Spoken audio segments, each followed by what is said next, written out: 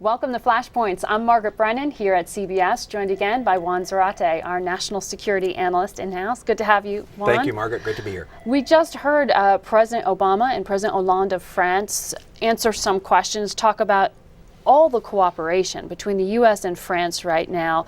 The president referred to them as among our oldest friends. Right, that's right. They're getting a little cozier than the English these days. They are. And part of it is the reality that France is not only an important European country, of course, and important to European stability and governance, but France has taken the leading edge of counterterrorism and security issues, in particular in its near environs, the Francophone Africa, North Africa, and is important on issues like Iran and Syria. And so France in many ways is not just a longtime ally, an important one in the European transatlantic context, but on some of the hardest and thorniest issues that the U.S. has to face, France is actually willing to step up.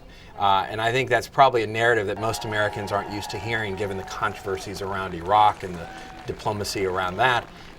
But France has really become an important leader on some of these core national security issues. Well, President Hollande in particular is seen as very hawkish. France was the first, if not the only, to come out publicly and say, we will go with you to take military action in Syria this summer, action that the administration ended up not taking. But they have taken the lead, as you said, in North Africa. They intervened in Mali. You see them intervening in the Central African Republic, Yep. while the U.S. has taken a support role, helping to fly people in, but not putting soldiers in combat. Is that going to be a new normal for French-U.S.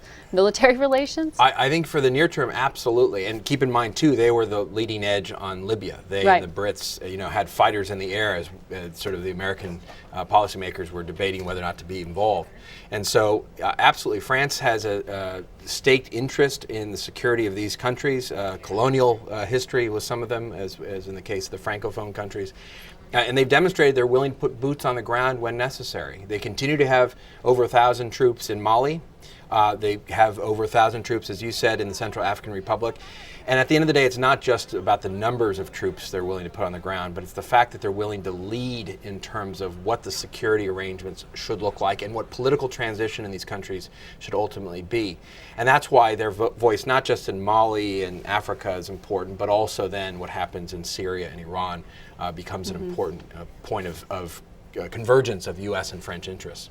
And it may help them internationally, but domestically, Hollande has had some difficulties. Being such a public hawk hasn't necessarily paid off for him in the public space. But one thing that is getting support in Europe right now is this diplomatic push with Iran. Yeah. And France has stood by the U.S. in this, part of that alliance to try to put economic pressure on Iran. At the same time, and this came up at the presidential news conference, French businessmen are flying into Tehran and looking at potential deals, which would be right now in violation of sanctions. So are they having it both ways?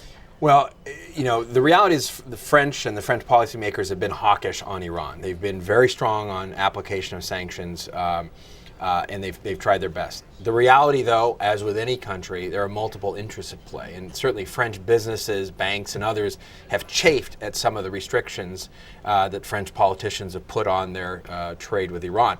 Traditional trade relationships and commercial relationships that have existed for years. And so there is tension there internally within France, just as there are in places like Germany or even the United Arab Emirates, other countries where the politics are with the United States, but the underlying economics and business elite may not be fully in line in terms of the sanctions.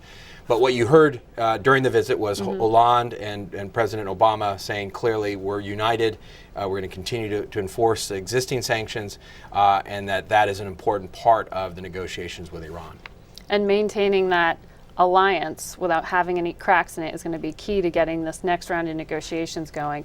February 18th, it's when they sit down with the Iranians. Difficult to do. They've got a diplomatic dance of the highest order. Exactly, and we'll be watching it. Juan, thank you very much Thank you, for your analysis. Thanks for watching Flashpoints.